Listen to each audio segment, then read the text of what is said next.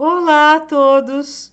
Eu sou Júnia Caetano, bem-vindos ao meu canal Rota do Céu. Hoje a gente vai conversar um pouco sobre o solstício, sobre São João, sobre o ingresso do Sol no signo de Caranguejo, né? Bastante atividade aqui nesse mês de junho. Vocês sabem que o nosso calendário solar ele é sinalizado pelas 4 estações do ano. Os 2 equinócios de primavera e de outono e os solstícios de verão e inverno. Aqui tem o caminho que o Sol percorre, que eles chamam de analema solar. Então, dentro dessa estrada aqui no céu, essa estrada cósmica, o Sol ele faz isso, né? Ele anda e vai para lá e vai para cá. Esses pontinhos o Sol foi fotografado na mesma hora, todos os dias, né? Para se compor esse caminho, esse analema. Então, aqui está o hemisfério sul, aqui está o hemisfério norte e aqui no meio o centro. Então vejam, nesta imagem aqui está mostrando o solstício de verão, né? Porque olha aqui, ó, o Sol está brilhando aqui embaixo. Quando ele chega aqui no meio, são os equinócios. E aqui em cima é o solstício de inverno, sabe? Então, o solstício para nós no hemisfério sul, quando o Sol ingressa em Caranguejo, é inverno. Lá no hemisfério norte é verão, ok? Então vejam, o solstício quer dizer parada do Sol. É porque o Sol chega num ponto que parece que ele vai parar, que ele não volta mais. Tanto é que lá no Peru tem essa pedra que eles chamam de pedra que amarra o Sol, né? Que eles achavam que eles precisavam fazer alguma coisa para o Sol não deixar, né, de voltar, para o Sol continuar, né, a sua jornada. Então aqui está aqui o exemplo mais detalhado, né? Aqui em cima, olha, em junho é o solstício de verão lá para o hemisfério norte, tá vendo? Olha aqui, ó, nesse ponto mais extremo. Depois, quando ele vem aqui para o meio, é o equinócio. Os 2 equinócios de primavera e de outono. E depois ele continua o seu caminho até chegar aqui no solstício de inverno, que lá no hemisfério norte é em dezembro e para nós aqui é verão. Então vejam, aqui tem 2 mapas, né? O mapa do equinócio, que foi quando o Sol ingressou em Áries, olha aqui. Foi exatamente dia 20 de março de 24, né? E foi quando começou o ano novo. O ano novo astrológico começa no equinócio, para nós aqui é o equinócio de outono, né? Então, olha aqui, foi no dia 20 de março, o Sol a 0 grau de Áries. E o que acontece? Nesta data, ele estava em conjunção a Netuno. Netuno aqui, nos últimos graus, né? Estava aqui a 27 graus de peixes.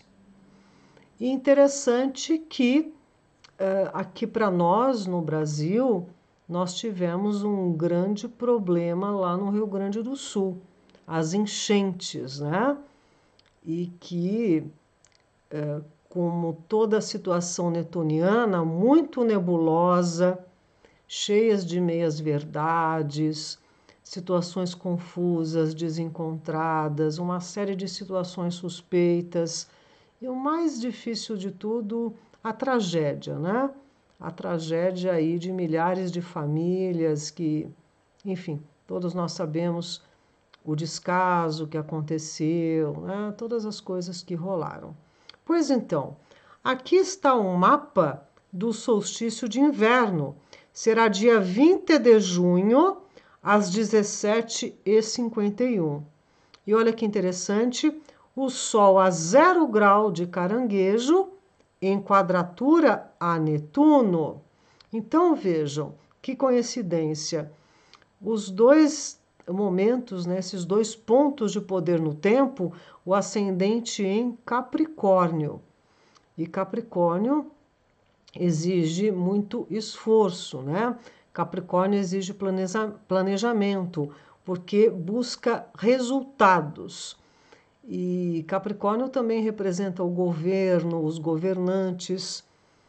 E nós estamos vendo muitas coisas também no sentido da geopolítica, no sentido mundial, né?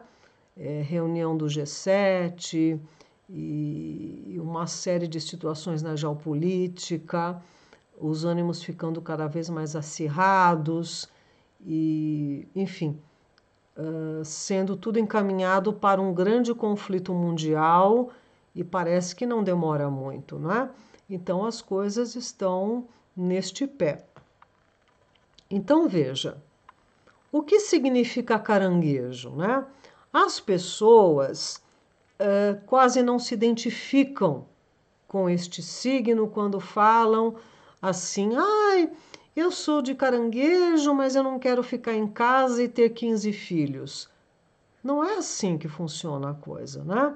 A gente tem que entender que há 60 anos atrás, as mulheres, elas cozinhavam, lavavam, passavam, costuravam, tinham 8, 10 filhos e gerenciavam o lar. Essa é a força de Caranguejo, a gerência como base emocional, como base do sentimento, da nutrição.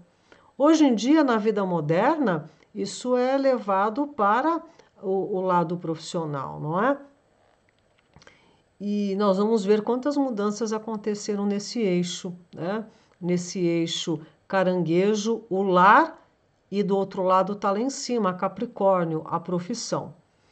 Então, Caranguejo corresponde à casa 4 no nosso mapa. Veja que signo você tem na casa 4. E também veja em que casa do seu mapa natal você tem Caranguejo. E todas as casas de água lidam com o passado, com respostas condicionadas, que são agora instintuais, do instinto, e que operam através das emoções, e daí com o karma. Caranguejo é regido pela lua, e a gente brinca que os cancerianos são lunáticos, porque mudam de humores conforme as 4 fases da lua. Eu já fiz alguns vídeos falando sobre a lua, que muitos consideram um satélite artificial. A lua mexe muito com o nosso psiquismo, mexe com tudo que é líquido no corpo, o sangue, né? O fluxo sanguíneo, mexe com as marés, mexe com as seivas das plantas. Então, a lua tem essa coisa da emotividade, né? Do lado muito sentimental. Por isso que a lua tem a ver com a fecundidade, com a proteção. E Caranguejo causa um movimento das massas em direção à liberdade, liberação e luz. A alma do mundo é a casa do mestre, ancorados na fundação do amor da mãe. A água em estado líquido. Por quê? Os outros signos têm...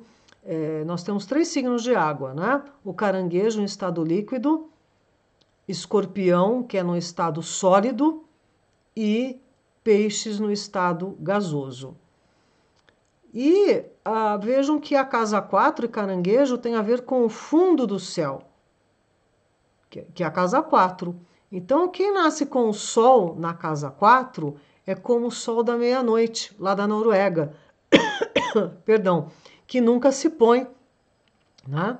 Então, este é o setor que tem a ver com a raiz, com a matriz. É o setor das finalizações e por onde a alma parte deste mundo.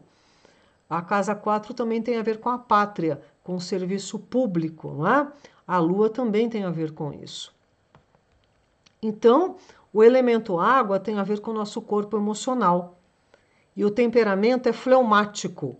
Quem tem frieza de ânimo, impassível, reservado e calmo. Veja a natureza da água, ela é úmida e fria. E a água de caranguejo, ela pode ser comparada à água de um pântano, onde o caranguejo vive. O caranguejo tanto vive em água doce como em água salgada, sabe? E então veja, ali no mangue, né? Quem é que mergulha no mangue, não é mesmo? E o mangue é cheio de vida. O mangue é muito importante para o nosso ecossistema, né? Para o nosso bioma na natureza. Isso tem a ver muito com o arquétipo de caranguejo. E também pode ser comparada ao líquido amniótico, onde é gerada a criança, que ela fica envolvida, né, naquela bolsa de água, tendo nutrição e proteção. As assim chamadas casas de água, 4, 8 e 12, têm sido chamadas a trindade da alma, trindade psíquica, e juntas constituem outro grande fator relacionado ao karma pessoal. Por quê? A casa 4 é uma casa também de heranças, né? A casa 8 sobretudo, é a casa das heranças. Mas a casa 4 tem a ver com a ancestralidade, com a origem, com o karma familiar. O círculo das casas de água mostram o processo de ganho de consciência através da assimilação da essência do passado e do largar os resíduos que já não têm utilidade. Então veja, nesta casa 4 que nós criamos os campos de fidelidade, uma lealdade invisível. Por isso que às vezes a gente vê padrões sendo repetidos familiares, né? Por exemplo, um pai é alcoólatra, um membro da família, se não é o filho, pode ser um neto, um bisneto, por lealdade, por fidelidade a esse campo, ele pode também ser um alcoólatra. Por isso que é muito interessante a gente compreender o histórico, né? Tudo que envolve a família e padrões que a gente não precisa repetir, não é? Isso é muito trabalhado nas constelações familiares, né? Essas lealdades, geralmente elas são negativas, sabe? Você se alia a um membro ou uma geração vivencia o que todas as outras gerações reprimiram, sabe? É muito interessante isso.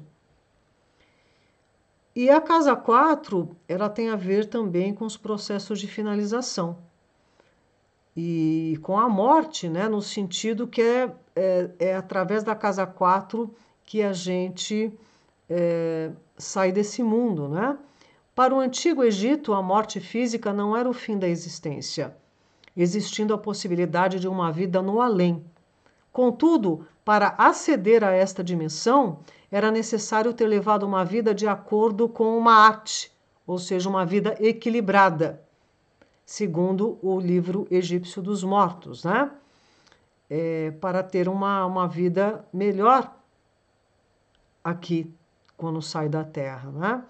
Então, assim, quando o homem morre, a sua alma se torna inconsciente e perde toda a memória, tanto das coisas internas como das coisas externas. Seus poderes espirituais de cogitação e volição se extinguem por um certo tempo.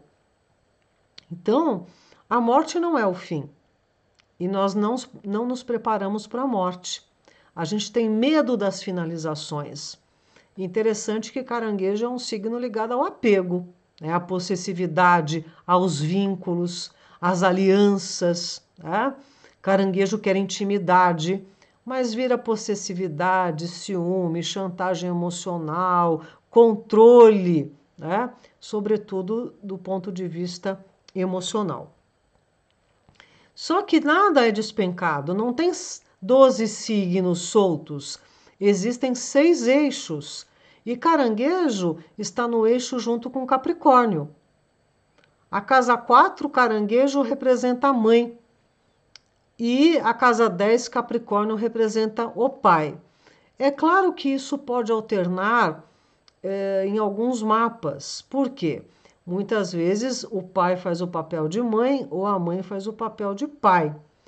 Então, isso também pode variar. Mas, tradicionalmente, para se começar o estudo de astrologia, a casa 4 representa o cuidado materno, né?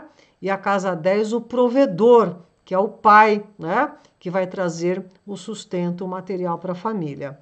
Então, em Caranguejo, sou eu em casa, eu sinto, eu protejo. Na casa 10, Capricórnio, sou eu no mundo, eu realizo, eu uso. Então veja como são diferentes, né? Só que esses opostos eles se conciliam. Capricórnio e Caranguejo são signos opostos e complementares. A água de Caranguejo vai fertilizar a terra de Capricórnio para ela não ficar seca, estéril, improdutiva. E Capricórnio, com a sua terra, vai dar firmeza para essa água se esparramar. Então veja lá, aqui está a casa 4, tá vendo? Olha aqui o símbolo de Caranguejo. E lá em cima está Capricórnio na 10, tal qual aqui. A casa 10 em Capricórnio, mas o oposto está lá embaixo, na casa 4. Por isso que num trânsito planetário, quando um trânsito está passando pela casa 4, ele vai mexer com os assuntos da 10. E se tem um trânsito passando na 10, ele vai mexer com os assuntos da 4. Então, o Caranguejo tem a ver com as bases, fundações, com a nossa morada, a ancestralidade e a nossa origem. E Capricórnio com a profissão, com a projeção social, com o governo e com a ambição. E a casa 4 e Caranguejo tem a ver com família, com as nossas propriedades. E nós estamos vendo esses conceitos mudando, sobretudo nos últimos anos, né? Mas isso não vem da noite para o dia, como eu vou mostrar para vocês. E mais ainda com essa nova meta desse tal de net zero, né? Porque está cada vez mais trazendo e vai trazer cada vez mais dificuldade para a base do sustento da família. Caranguejo tem a ver com a nutrição, com o alimento. Veja que Caranguejo e a Lua regem os seios. E os seios é o que vai nutrir, não é? Então, esse arquétipo de família, esse conceito de família, a maternidade, o cuidado, o acalento, ele está desaparecendo, sabe? Então vamos ver aí rapidamente como isso não vem da noite para o dia. Quando planetas geracionais passam por um signo, além de marcar a geração que nasceu naquela época, vai trazer mudanças no coletivo. Quando Urano esteve em Caranguejo, foi entre 1950 e 55. Veja quem nasceu nessa época, né? Os anos 50 foram marcados por grandes avanços científicos, tecnológicos e mudanças culturais e comportamentais. Foi a década em que começaram as transmissões de televisão. Então mudou tudo. A família se reunia para ver televisão, provocando uma grande mudança nos meios de comunicação. Consequência também de Urano em Gêmeos na década anterior. Houve também um boom do rádio, com programas musicais e radionovelas, né?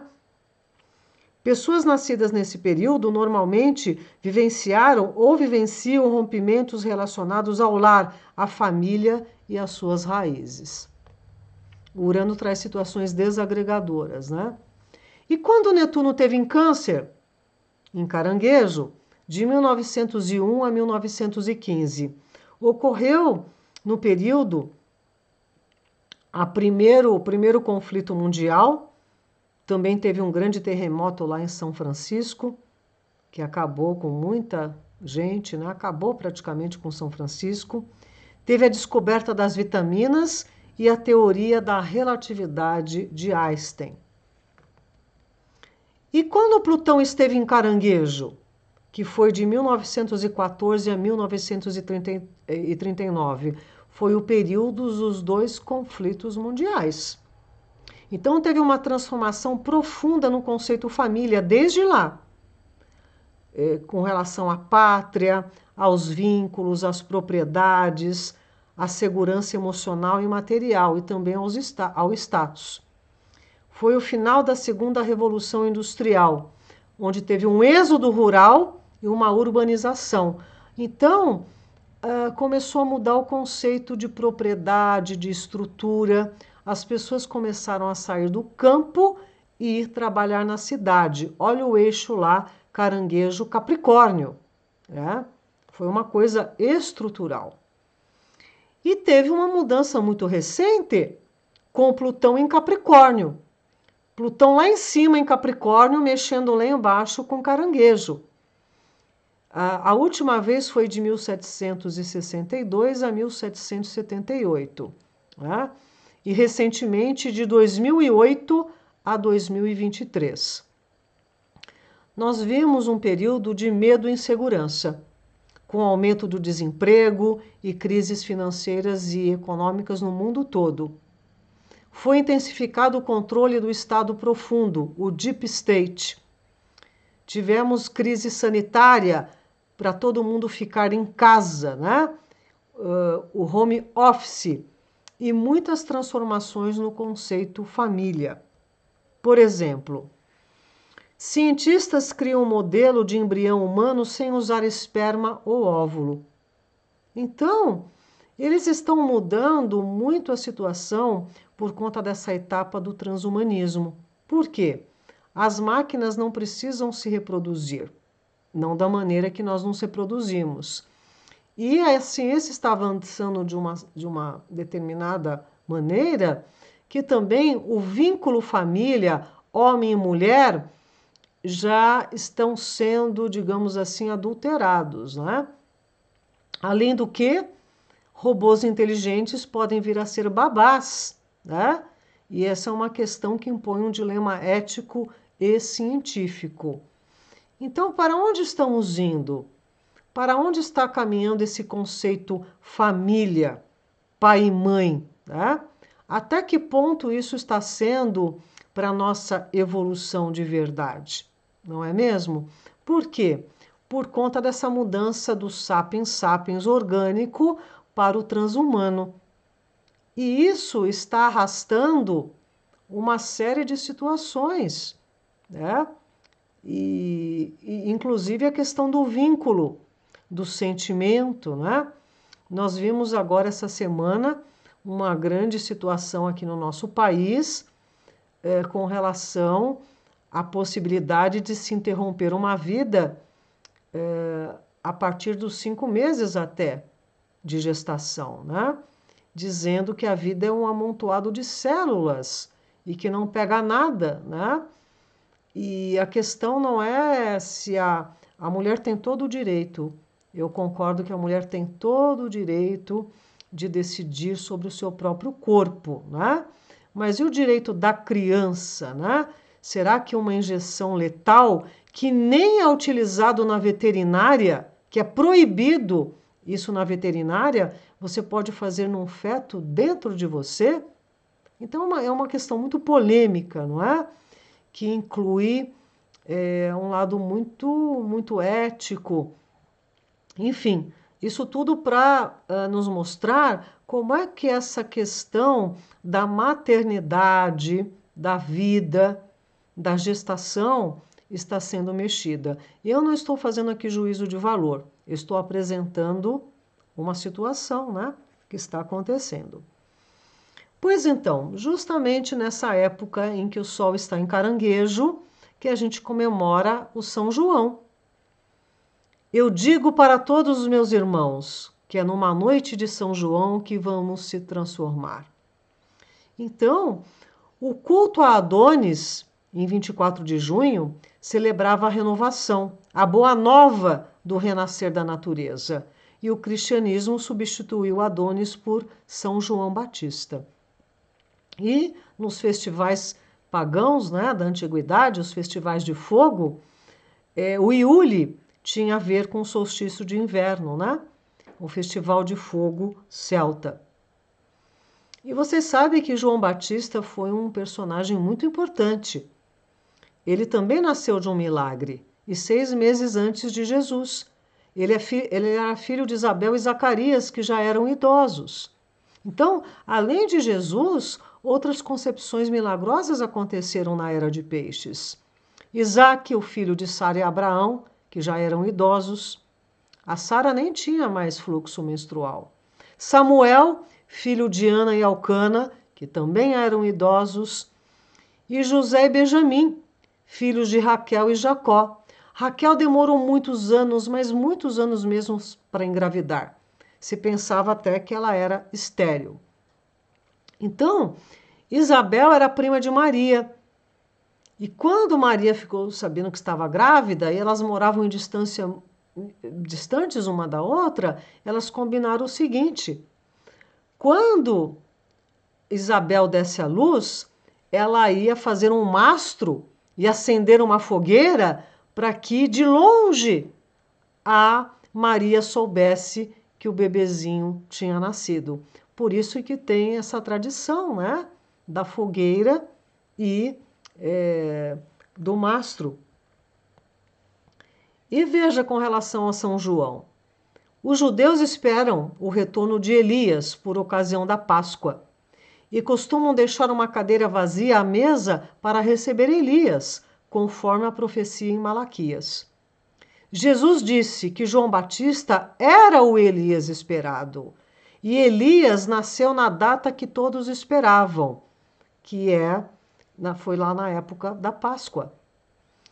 Digo a verdade a vocês, do meio dos nascidos de mulher não surgiu ninguém maior do que João Batista. Todavia, o menor no reino dos céus é maior que ele. Desde os dias de João Batista até agora, o reino dos céus é tomado à força, e os que usam de força se apoderam dele. Pois todos os profetas e a lei profetizam até João. E se vocês quiserem aceitar, este é o Elias que havia de vir. Então, seria São João a reencarnação de Elias? Isso é discutido, né? E nós sabemos que a cabeça de João Batista foi pedida, não é? De uma maneira cruel e tão besta. Flávio Joséfo, que é um historiador, refere também que o povo se reunia em grande número para ouvi-lo. E Herodes temeu que João pudesse liderar uma rebelião, mandando-o prender. Heródias, por intermédio de sua filha Salomé, conseguiu coagir o rei na morte de João, e sua cabeça foi-lhe entregue numa bandeja de prata. E é um mistério isso, porque só entregaram o corpo de João para ser enterrado, né? Dizem que a cabeça dele foi usada para magia, para uma série de outras coisas. Então, quando essa época do sol em caranguejo acontece, nós estamos meio que grávidos, né? Meio grávido é meio difícil, né? Ligeiramente grávida. Nós estamos gestando, né? E o que é que você está gestando? Ao que você quer dar luz, né? Como finalizar processos que te atam ao passado? Porque a casa 4 também é a casa das finalizações. E na mitologia, a gente tem aqui a história de Ulisses. A história de Ulisses a gente pode trabalhar com alguns arquétipos. No caso aqui de Caranguejo, qual é a situação? Ulisses foi um herói. Ele relutou um pouco para ir lá para a guerra de Troia, mas acabou indo. E foi ele que inventou o cavalo de Troia, sabe? Ele era muito inteligente. E quando ele saiu de casa, Penélope, sua esposa, estava grávida. E ele falou que ia voltar para casa. Só que ele ficou 10 anos em guerra, e quando ele estava voltando para casa, por uma questão de orgulho que os gregos chamavam de híbris, né? Ele se achou e desafiou Netuno. Desafiou dizendo que ele era o bom, que ele era o bambambam, que ele era o tal. E aí ele passou mais 17 anos longe de casa, passando por muitas tormentas. Inclusive aquela história do canto de sereias, né? Ele teve a ideia de tampar o ouvido dos marujos e que os marujos o amarrassem no mastro para que eles não fossem seduzidos, e assim eles se salvaram. E quem sempre ajudou Ulisses foi aqui, ó, Atenas, né? A deusa da sabedoria e da guerra. Ela sempre o apoiou, sempre o ajudou a sair das situações. E ele voltou para casa, né? Só que esse voltar para casa é muito mais profundo do que voltar para o lar e para a família. É a nossa casa de origem. Se a gente for aqui compreender que estamos de passagem, que caímos aqui na lei do esquecimento, mas que nós, assim que terminarmos nossa missão, nossa tarefa, a gente vai voltar para a nossa origem, para a nossa mônada, né? Para o nosso lar verdadeiro, isso pode ter uma outra força no nosso caminho espiritual. Só que quando a gente chega aqui, a gente se distrai e pensa que essa é a nossa casa definitiva, né? E acabamos entrando nessa lei do samsara igual Ulisses. A gente se esquece de um monte de coisas. Ulisses, ele ficou, eu acho que foi através de Circe que ele perdeu a memória, sabe? E a gente aqui acaba ficando achando que aqui é a nossa última morada. E olha que interessante, né? Aqui pegando um gancho de Júpiter em Gêmeos, Júpiter tem a ver com aquilo que está além, aquilo que está longe, né? Com as terras de fora, e Gêmeos tem a ver com a comunicação. Olha que interessante, notícias do espaço chegando aqui em casa na Terra. Aqui está o link dessa informação. É de onde está provendo um estranho sinal de rádio que se repete a cada hora desde o espaço. Recentemente, descobrimos um transitório de rádio que não parecia nada que os astrônomos já tivessem visto antes. Não há apenas um ciclo de quase 1 hora de duração, que antes era o máximo de tempo, sabe, de um sinal. Mas ao longo de várias observações, ouvimos, às vezes emitindo destelos longos e brilhantes, às vezes pulsos rápidos e fracos, e às vezes nada em absoluto. Então tem algo se comunicando conosco. Não podemos explicar tudo o que está acontecendo aqui. O mais provável é que se trate de uma estrela de nêutrons muito incomum, mas não podemos descartar outras possibilidades. Lembram que em 2012 o mundo acabou? Aquela história do calendário maia? Porque a Terra passou a receber muita informação, muitos fótons do Sol central da galáxia. Em 2012 terminou um grande ciclo de 25 mil e poucos anos e um ciclo menor de 5.125 anos. E a partir daí, todo o nosso sistema solar começou a receber atualização do Sol central da galáxia. E olha aqui uma imagem feita, né, recentemente sobre esse pulso, essa emissão lá do Sol central, né? Então, muitos mistérios, né? Muitas coisas estão aí acontecendo. Então, veja, o que é interessante a gente observar, né? Primeiro, o que você está gerando na sua vida? Como é que é esse conceito família para você, né? Como é que você lida com a maternidade, com o cuidado, com a proteção? Você está se preparando para voltar para casa no dia que você fizer a passagem? Só existe uma coisa certa na vida, que é a passagem. Eu não posso ficar falando alguns termos aqui no YouTube, infelizmente, não é? Então, a casa 4 é da finalização. Caranguejo tem a ver com isso. Você está se preparando para essa passagem um dia? Você está compreendendo qual é o seu karma familiar? O que se repete de geração em geração na sua família? Você está cumprindo alguma lealdade, alguma fidelidade a algum ente familiar? Você está sendo agente de alguma reforma ou de alguma repetição dentro do karma familiar? Tudo isso tem a ver com caranguejo, tem a ver com a sua casa 4 no mapa, não é? Então, é uma fase muito fértil, muito fecunda. Quando o Sol está em Caranguejo, também a Lua Nova de Caranguejo é muito forte para a concepção, seja no sentido físico da gestação, né, biológica, seja no sentido de você iniciar alguma coisa. Então, veja, o que é que você quer iniciar mesmo no sentido de ter toda a força, como é a gestação de 9 meses, né? De estar ali nutrindo um projeto, nutrindo um relacionamento, nutrindo algo ligado à profissão.